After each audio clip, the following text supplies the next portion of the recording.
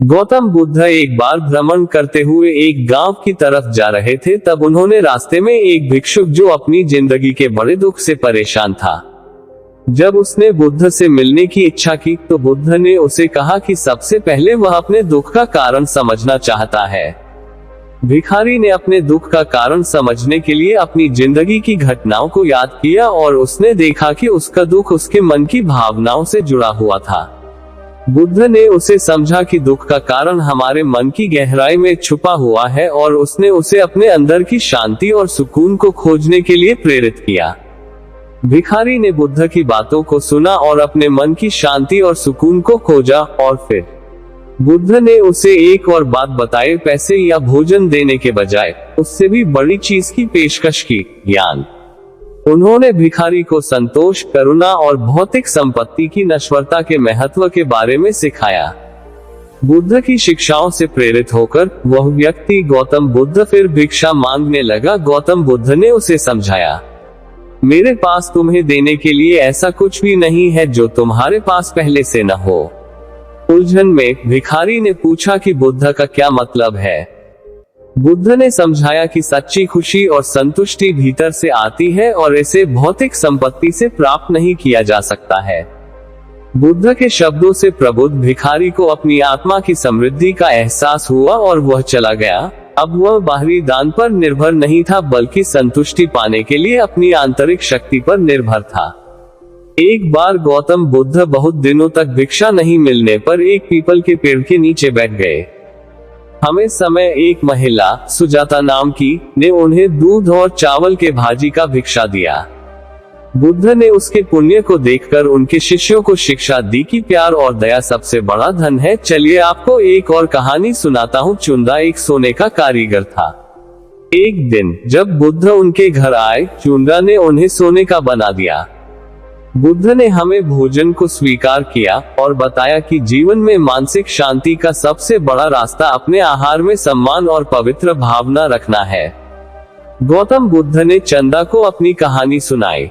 एक बार गौतम बुद्ध अपने कुछ भिक्षुओं के साथ एक प्रवचन सभा में बैठे थे। उस सभा में बुद्ध के चाहने वालों से ज्यादा बुद्ध के शत्रु थे, यहाँ तक कि जिसने वो प्रवचन सभा आयोजित करी थी वह भी बुद्ध से ईर्ष्या करता था। सभा का आयोजन राजा के महल में हुआ था, इसलिए राज्य के सभी मुख्य लोग वहां उपस्थित थे। बुद्ध सभा में जाने से पहले ही जानते थे कि सभा में उनके विरुद्ध कोई ना कोई षड्यंत्र अवश्य रचा जाएगा। सभा में जाने से पहले बुद्ध का शिष्य आनंद बुद्ध को चेताया है कि बुद्ध आपको वहां नहीं जाना चाहिए, वहां के लोग आपके साथ दुर्व्यवहार करेंगे। ना जाने उन्होंने आपके विरुद्ध कैसा षड्यंत्र रच रखा हो, लेकिन बुद्ध अपनी करुणा के चलते वहां जाने से खुद को नहीं रोक पाते। सभा की शुरुआत होती है बुद्ध के साथ कुछ तीखे प्रश्नों से। बुद्ध से ईर्ष्या करने वाले लोगों का ये प्रयास होता है कि बुद्ध से कोई ऐसा प्रश्न पूछा जाए जिसका उत्तर बुद्ध न दे सके, परंतु बुद्ध सभी प्रश्नों के उत्तर बड़ी ही सरलता से दे देते हैं। सभा में उपस्थित लगभग सभी लोग अपने अपने प्रश्न पूछ लेते हैं और उन्हें उनके उचित उत्तर भी मिल जाते हैं। अचानक वहां एक स्त्री आती है और बुद्ध से कहती है, आप ध्यान की बात करते हैं, आप ज्ञान की बात करते हैं, आप सत्य की बात करते हैं, आप लोगों को सत्य के मार्ग पर चलाने की जिम्मेदारी लेते हैं, परंतु क्या आपके भीतर तनिक भी दया नहीं? क्या आपको मुझ अबला की कोई चिंता नहीं जिसे आपने गर्भवती बनाकर छोड़ दिया है? क्या आपको मेरे पेट में पल रहे बच्चे की कोई चिंता नहीं? उस स्त्री की बात सुनते ही सभा में हड़कंप मच जाता है। सभी लोग एक दूसरे से बातें करने लगते हैं। उस सभा का ही एक व्यक्ति खड़ा होता है और कहता है, अरे स्त्री के सौंदर्य के सामने तो बड़े बड़े ज्ञानियों ने घुटने टेक दिए, फिर ये बुद्ध क्या है? फिर कोई और खड़ा होता है और कहता है, हमें बुद्ध से ये उम्मीद नहीं थी कि बुद्ध इतना नीचे गिर जाएंगे।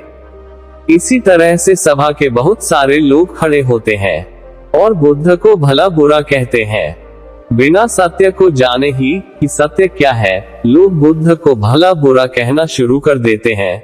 जब सभी लोग अपने अपने मन की भड़ास निकाल लेते हैं तब राजा कहता है, बुद्ध आप अपनी सफाई में क्या कहना चाहेंगे? राजा भी बुद्ध ईर्ष्या करता था, वह चाहता था कि बुद्ध बदनाम हो जाए। यहाँ पर एक आवश्यक बात आपको समझनी चाहिए कि इस सारी घटना का बुद्ध पर कोई असर नहीं था। ना तो लोगों के अपशब्दों का बुद्ध पर कोई असर था और ना ही उस स्त्री के झूठे आरोप का। जानते हो क्यों? क्योंकि बुद्ध जानते थे कि सत्य क्या है, वह अपनी नजर में ठीक थे। सूत्र यही, चाहे पूरी दुनिया आपके खिलाफ हो जाए, अगर आप अपनी नजर में ठीक है, अगर आप जानते हैं कि आप सत्य के साथ हैं, तो आपका कोई कुछ नहीं बिगाड़ सकता। सभा के सभी लोग संदेह में थे, यहाँ तक कि बुद्ध के कुछ नए भिक्षु भी संदेह में पड़ गए थे, लेकिन बुद्ध जानते थे कि वह क्या है और यही आवश्यक था, इसीलिए उनके चेहरे पर 1% भी बदलाव नहीं आया था। राजा बुद्ध से कहता है, बुद्ध क्या आप अपनी सफाई में कुछ कहेंगे? बुद्ध उस स्त्री से कहते हैं, पुत्री, इस पूरे ब्रह्मांड में केवल 2 ही लोग इस सत्य को जानते हैं कि तुम सत्य कह रही हो या सत्य। इससे पहले कि बुद्ध कुछ आगे कहते, वह स्त्री बुद्ध से अपनी नजरें चुराने लगती है। असत्य का सहारा लेने का अर्थ है कि आप अपने भीतर डर का बीज बो रहे हैं। अब ये बीज जैसे जैसे वृक्ष बनेगा, वैसे वैसे आपकी समस्याएं बढ़ती जाएंगी। उस सभा का ही एक व्यक्ति उस स्त्री से कहता है, तुमने बहुत बड़ी बात कही है। अगर यह गलत साबित हो गई तो तुम जानती हो ना कि तुम्हें क्या दंड दिया जाएगा। उस व्यक्ति की बात सुन उस स्त्री के हाथ पैर कांपने लगते हैं और वह तेजी से वहां से भागने लगती है। तेजी से भागने के कारण उस स्त्री ने अपने पेट से जो गठरी बांध रखी थी, वो खुलकर जमीन पर गिर पड़ती है और सत्य सबके सामने आ जाता है। उस स्त्री ने अपने पेट से गठरी इस तरह से बांध रखी थी जिससे लग रहा था कि उसके पेट में बच्चा है। राजा उसी समय उस स्त्री को बंदी बनाने का आदेश देता है, परंतु बुद्ध के कहने पर उस स्त्री को क्षमा कर दिया जाता है।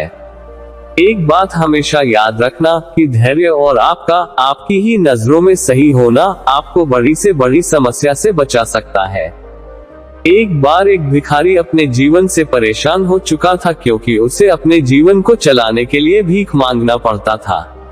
उसे हर एक चीज के लिए भीख मांगना पड़ता था। इसी बात को लेकर वह दुखी रहता और दिन भर यही सोचता कि उसके जीवन में बदलाव कैसे आएगा। ये सोचकर वह निराश हो जाता। वह हर दिन देखता कि बहुत सारे लोग निराश होकर आंखों में आंसू लिए लोग और विभिन्न चिंताओं से परेशान लोग गौतम बुद्ध की तरफ जाते और वापस लौटते समय वे लोग बहुत ही खुश होते थे। वह भिखारी यह नहीं समझ पा रहा था कि गौतम बुद्ध उनके साथ ऐसा क्या करते थे कि वे बेहद खुश हो जाते थे। वापस लौटते हुए लोगों के हाथों में ना तो ढेर सारे पैसे होते थे, ना ही सोने चांदी, तो फिर ऐसा क्या होता था कि लोग बुद्ध के पास से लौटते वक्त इतना खुश होते थे। ये सब सोचकर वह भिखारी भी निर्णय लिया कि वह भी महात्मा बुद्ध के पास जाएगा और देखेगा कि ऐसा वहाँ क्या हो रहा है कि दुखी लोग उनके पास जाकर खुश हो जाते हैं। वह बुद्ध से मिलने के लिए उनके पास चल पड़ा। जहाँ बुद्ध मौजूद थे वहाँ बहुत लंबी कतार लगी हुई थी, तो वह भिखारी भी कतार में लग गया।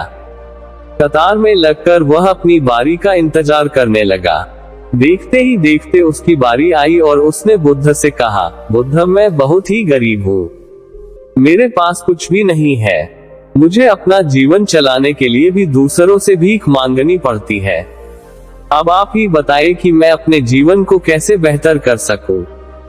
ये सब सुनकर बुद्ध ने कहा, तुम गरीब नहीं हो, तुम्हें ऐसा लगता है क्योंकि आज तक कभी तुमने किसी के लिए कुछ भी नहीं किया, ना ही तुमने कभी किसी को दान दिया, ना ही तुमने दूसरों के लिए कुछ किया।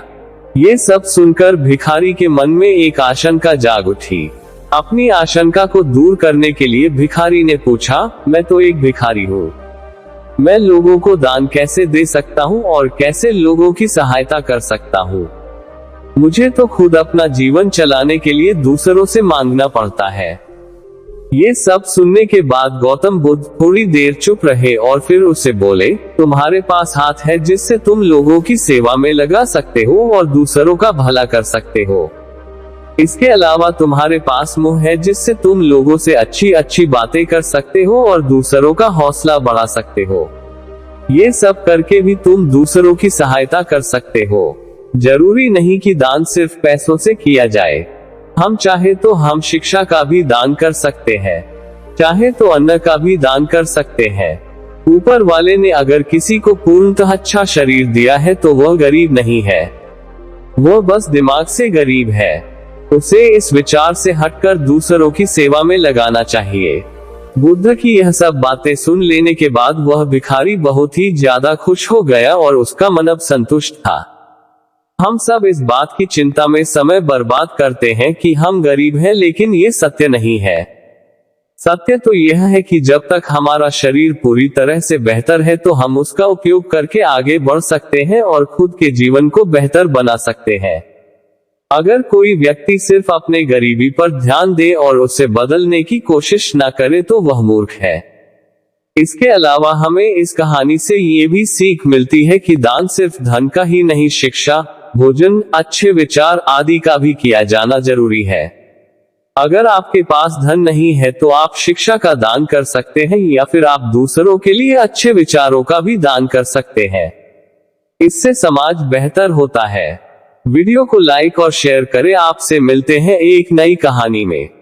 धन्यवाद।